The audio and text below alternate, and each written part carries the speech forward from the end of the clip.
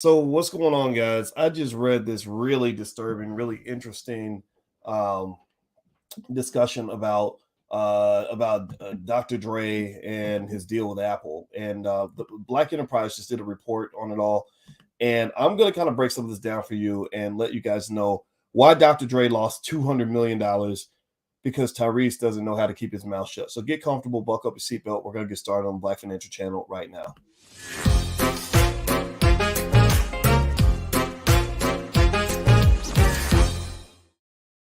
Hey, what's going on, guys? Welcome to the Black Financial Channel. That's theblackfinancialchannel.com. My name is Dr. Boyce Watkins. I'm your friendly neighborhood finance professor. On the Black Financial Channel, we talk about Black wealth and Black economics every day, sometimes as much as 10 times a day under one condition. The condition is that we are Black first. Black first means that we put our community at the top of our priority list. Black first means we educate our kids. Black first means we teach our children about wealth. Black first means we build our families. Black first means we love Black women. Black first means we love the Black man. Black first means that we want the Black community to succeed. If you agree with this philosophy, put a hashtag B and the number one in the chat, hashtag B1. How you doing, Traveling Man, and Tariq Bey, and Sharice Clark, and Rhonda, and Kevin Lockhart? I see you. I see you. I see you. Okay, so let's jump into this conversation. This is really an interesting story that I wanted to share with you. There's kind of a lesson here, and I just thought it was kind of fascinating.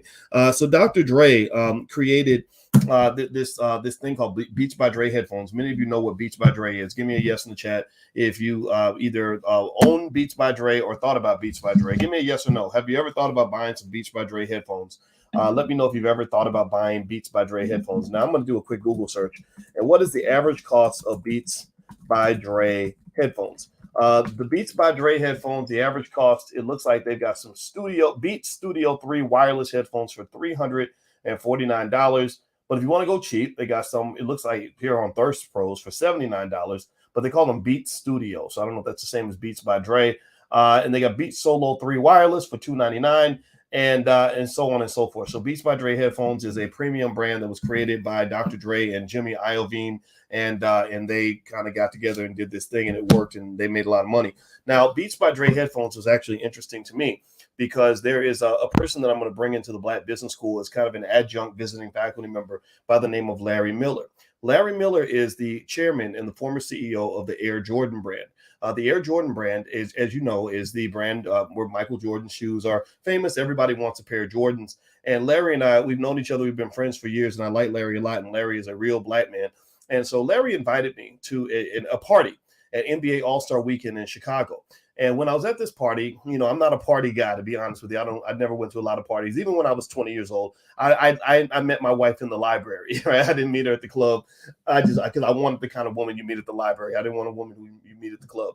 And so years later, me and my wife, the lady I met in the library, are at this Beats by Dre party, and we're kind of walking around, socializing, looking around, you know, shaking hands with people, meeting people, whatever. So I sit down at the bar. And so I'm at this Air Jordan party at NBA All-Star Weekend. I sit down at the bar, and the guy next to me is some really arrogant, cocky white dude. I didn't know his name. I didn't know anything about him. We just sat there and talked for a minute. And he says, "So what do you do?" I said, "I'm a finance professor. I don't really talk much about what I do." And I said, "So what do you do?" He said, "Well, I created Beats by Dre headphones." And I was like, "Oh," I was really fascinated. And the reason I was fascinated to talk to this guy was because I was really stunned by how well they branded those headphones. I said to him, I said, "I was really impressed by how you got everybody on earth to wear those headphones, how you took, you know, something that was a commodity, a pair of headphones. Everybody, you can get them anywhere. And you put it in people's mind. Branding is psychological. You put it in people's mind that if you want to wear Beats by Dre headphones, that is your path to being cool." And he did it in a very straightforward way. They would put the headphones on, you know, your favorite rapper, and then they put the headphones on your favorite athlete, Serena and LeBron and Lil Wayne. And I don't remember all the people that were sponsoring Beats by Dre headphones, but they specifically paid them to wear these things with the little B on the side, to the point where in the minds of people, especially young people, you know, these headphones have economic value, right? Or they have some sort of social status value. And one thing that Black people tend to do, because we tend to be an important asset in the elevation of almost any brand, any commodity, any TV network. Tyler Perry got started pretty much off Black people. The Oprah Winfrey Network got started off Black people. A lot of brands build themselves off of Black people, and we will pay for social status. And Beats by Dre, through their brilliant branding efforts, created a connection between social status and what you have on your ears. So now, years later, a lot of young people wear the Beats by Dre headphones. So congratulations listens to Dr. Dre and Jimmy Iovine and this random white guy who I still don't know his name. I didn't look him up. He wasn't that important to me. I just thought it was fascinating. And so they did this thing with Beats by Dre. Well, what happens then is that Apple notices Beats by Dre. Apple's like, CEO Tim Cook's like, hey, I could buy this company and buy their curated music lists and buy their technology and buy their brand in general. And it could help us get into the streaming business. Apple at that time was trying to get into the streaming business. They had a very difficult time breaking in. So they offered Dr. Dre and Iovine an unbelievable sum of money, $3.2 billion, according to this article that I'm reading in Black Enterprise. Well, in this article, which, by the way, you can read it if you want, says Dr. Dre lost $200 million in billionaire status after Tyrese drunkenly leaked Apple Beats deal. So according to Black Enterprise, what happened that night, and a lot of y'all saw this. I don't know if anybody, give me a yes or no if you even saw the video. I remember seeing it. So Tyrese and Dre are in the studio. I didn't know they were drunk. They were just kind of like, doing a yeah, man, yeah, the whole hip hop thing, right? And talking about, like him being the first hip hop billionaire, and Dre's in the background, so it wasn't like Dre was sitting to the side, like, hey man, don't say nothing about the deal. Like Dre was right there in the video. Tyrese is yelling and screaming, whatever. Now I'm gonna be careful because I know people that know Dr. Dre, and I'm not trying to diss Dr. Dre at all. But I care more about you than I care about Dr. Dre or any celebrity. So I saw a lesson here, and this is the reason I talked about this topic. This is why I thought this topic was interesting. So as a result of Dr. Dre and Tyrese doing this video, Puffy sees the video. Puffy Diddy, P Diddy, P Daddy, Puffy Daddy, whatever name he uses. Now he changes his name like every 2 weeks. But Diddy sees this video. He gets on the phone with Jimmy Iovine. He gets on the phone with I don't know, either Iovine or somebody at Apple. I think it was Iovine. And he says, we got a problem. He calls him at 2 a.m, according to this article in Black Enterprise, and I believe Black Enterprise. I know those people over there, and I like them very much. And so he says, we got a problem. So they go and they have a meeting with Tim Cook, the CEO of Apple. And Tim Cook very calmly says, I'll still buy the company. I still want to buy the company, but I don't want to pay $3.2 billion. I'll pay $3 billion. So what's $200 million between friends? Who cares? Big deal, right? Well, apparently, according to Black Enterprise and according to this new book somebody wrote, I don't even have the name of the book in the article. You can read the article and you can find it. According to what's being reported here, that was just enough money to keep Dr. Dre from becoming a billionaire. And for whatever reason, they felt like that was important, or maybe they just wanted a reduction in the price because now you kind of messed up the situation. They had originally told him, you're going to get the bag. Iovine told his whole team, you're going to get this money under one condition. You must be quiet. You cannot leak it out. You cannot tell the public before the deal is announced. And that's exactly what Tyrese and Dre did on that video. Now, I'm going to give you kind of a breakdown of some of this. And before I move on, I'm going to remind everybody, don't forget, my wife and I are going to be doing a generational wealth event in Chicago on the psychology of money, as well as drama-free relationships and drama-free finances next Sunday in Chicago. If you want to join, just go to boycewatkins.com, click on events. But also remember, it's adults only, right? So no kids. This is all adults, grown folks meeting grown folks and networking and mingling if that's what you want to do. If you see a pretty lady or something like that, we love bringing people together. She's into that kind of stuff big time. So that's what we're going to do in Chicago on Sunday. We also have the All Black National Convention in Charlotte the weekend of October 28th. Mark that on your calendar. And even before then, we have several other events. So just go to boycewatkins.com, click on events, and you can find out about that event and all the others that we have going on. So anyway, with that being said, and also hit the thumbs up button, thumbs up, thumbs up, thumbs up. So let me give you a couple of lessons on what I saw in that whole transaction. There's a financial lesson everywhere. One thing you got to understand about money, if you really want to understand wealth, like think of me like a kung fu master when it comes to like economics. The kung fu master doesn't just teach you kung fu. The kung fu master teaches you about things that you think have nothing to do with kung fu, like wax on, wax off, or listening to the wind, or meditation, or he makes you climb a mountain, so you can really understand the essence of kung fu. Well, in this particular case, I want you to understand wealth by understanding that wealth tends to grow in a healthy environment. Wealth tends to grow in healthy soil. Just like fruit, just like vegetables, just like any plant in a garden. If the soil is bad, then the wealth will not grow. Just like if the soil is bad, then the fruit will not grow. So in this particular case, here's what I saw. I saw two dudes who were basically doing what Dave Chappelle talks about when he says, when keeping it real goes wrong. Anybody remember that? When Dave Chappelle used to talk about when keeping it real goes wrong? So this was where keeping it real went wrong. Two guys, I think over the age of 40 at the time, decided that because they're in this culture where they want to keep it real and do the whole, gangster rap thing, bragging, like hip hop culture is very big on bragging about how great you are and everything else. They got on social media and cost themselves $200 million by being sloppy. Now, maybe Dre's going to be fine. I'm sure Dre's going to be okay. He's got plenty of money. I'm sure he's very wealthy, but still, the fact that they allowed the culture, the peer pressure of the culture to drive them to give away so much money just helps you understand why I have a lot of objections to what they call the culture. People say we're doing it for the culture. We're doing it for the culture. Well, my feeling is sometimes I look at the culture and I say, first of all, who created that culture? Number one, the white man started marketing all this nonsense to you. Basically all these attitudes and choices that young black men make that gets a rapper killed every week, right? Or killed every week, right? So that's the culture that is being heavily promoted to you because they want black men dead, or they want black men in jail, or they want black men to be marginalized, or they want black men to look like animals in a big animal circus minstrel show. That's what they love. That's why certain kinds of hip hop gets promoted. Some types of hip hop does not get promoted. They will promote the Migos all day long, but they will not promote D1 or Immortal Technique, who are better rappers than the Migos. The Migos can't put a verse together to save their life, whereas D1 and Immortal Technique are real rappers who actually care about the community. There's a reason why some types of music gets promoted and some types do not, so don't fall for the hype. But also, it made me think about something my father told me one time, a long time ago, when I was on the faculty at Syracuse University. My father came to visit me. My father, I've told you about him many times. He's the man that raised me. He's not my biological father, but I love him all the same. And he came to visit me in Syracuse, and I took him to dinner.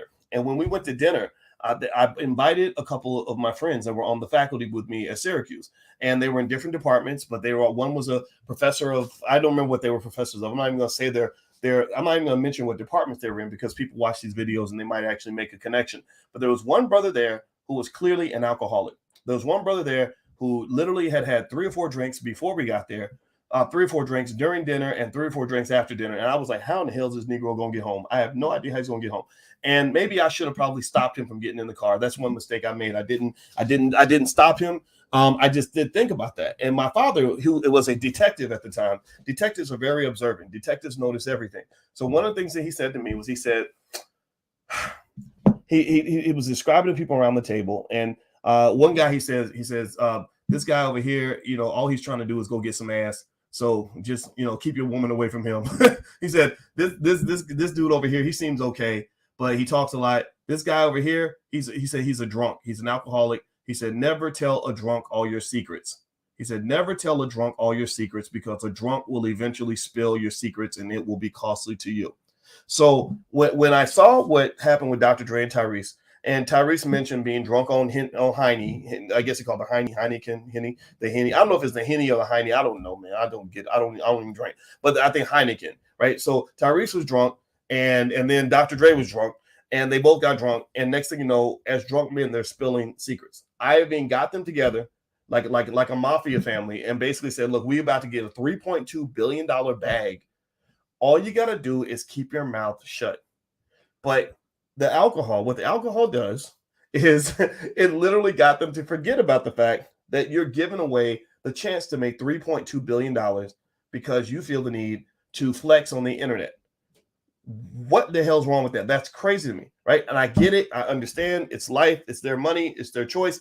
But what I am trying to tell you is that there's a reason why when I talk to you, especially you young black men, I tell you that if you can stay away from drugs and alcohol altogether, you probably should.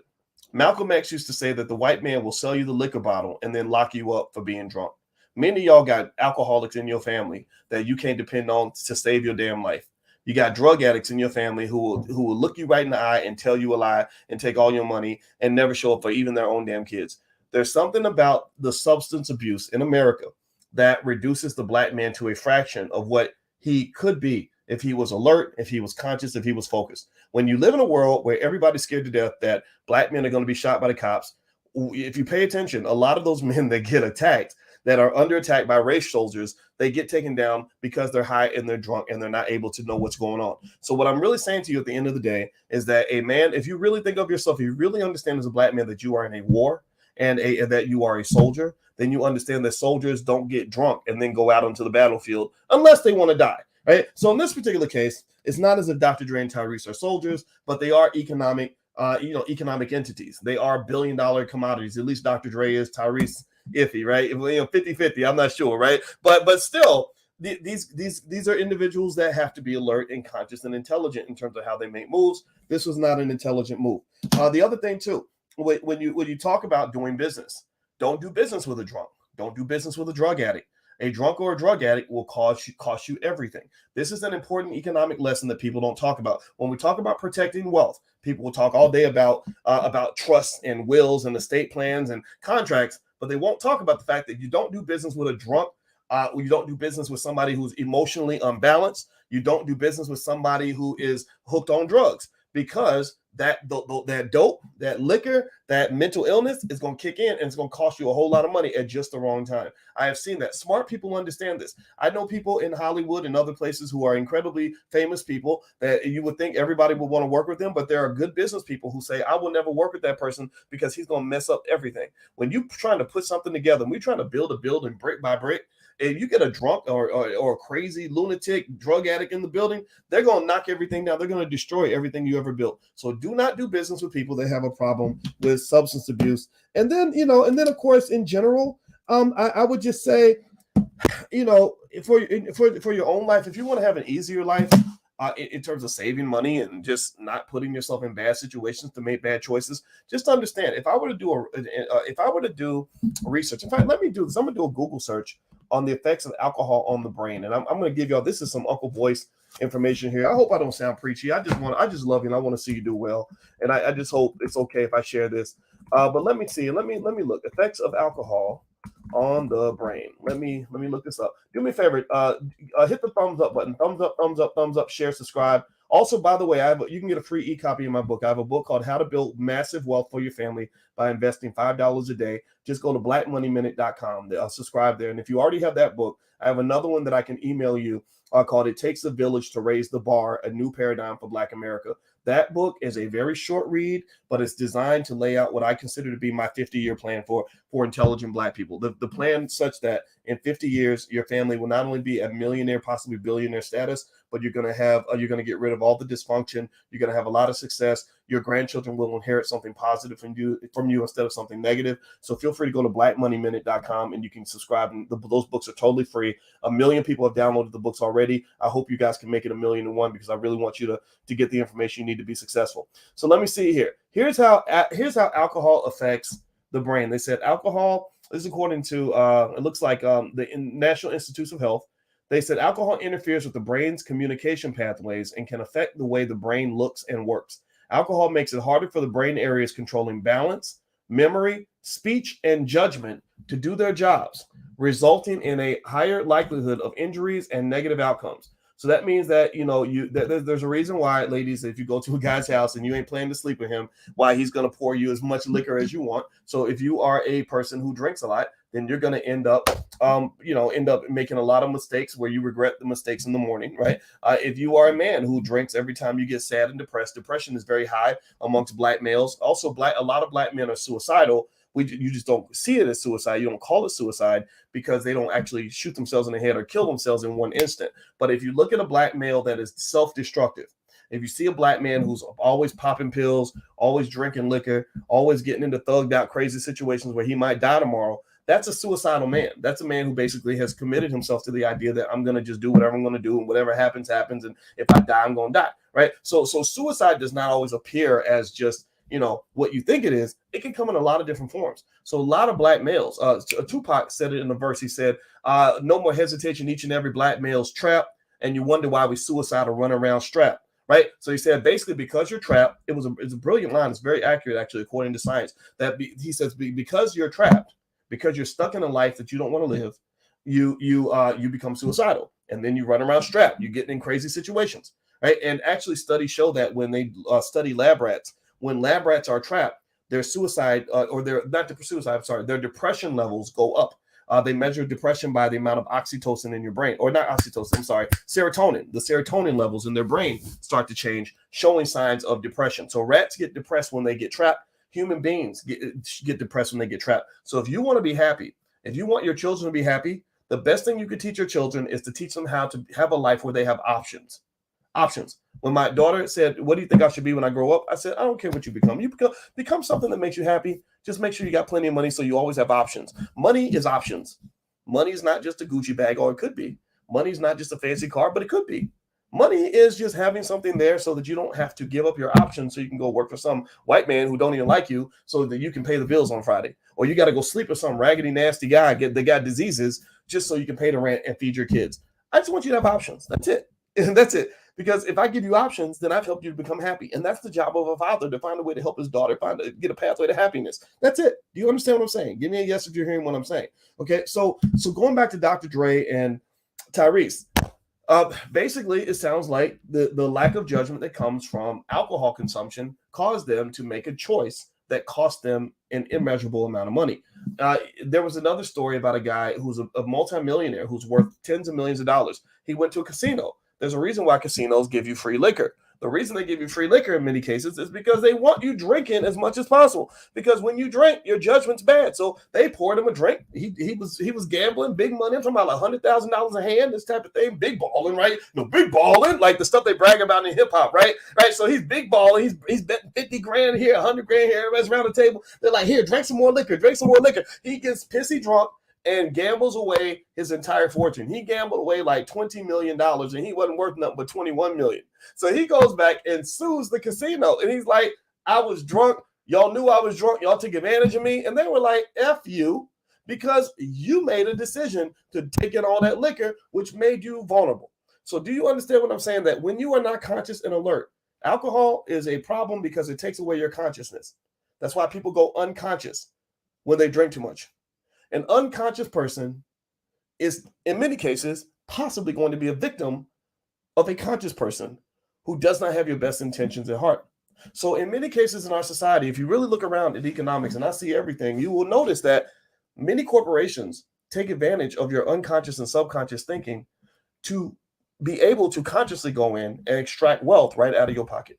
That's how they take $1 trillion a year out of the Black community. They do it through the TV ads. They do it through the imagery. They do it through the lifestyle. They do it by getting you to promote the culture. I'm doing it for the culture. I got Gucci for the culture, right? Who told you that Gucci was part of your culture? The people that own Gucci, they don't consider you to be part of their culture. But fine, you think Gucci is part of you. Think giving money to Gucci is part of your culture because somebody subconsciously and unconsciously taught you this nonsense that made you think, because you're operating on a low vibrational frequency, you're not trying to elevate. You think that when I say this is for intelligent Black people, that's not for you, or that you don't want to be intelligent. Well, fine, keep on being ignorant and watch people subconsciously and unconsciously come in your house and rob your Black ass blind. Dr. Dre and Tyrese lost $200 million because the alcohol took away their consciousness and caused them to make a decision that where they, for the culture, were bragging on the internet about this Apple deal. And next thing you know, 200 million in generational wealth is gone. 200 million could easily turn into $1 billion within probably about 15 years of good investing, maybe 20 years.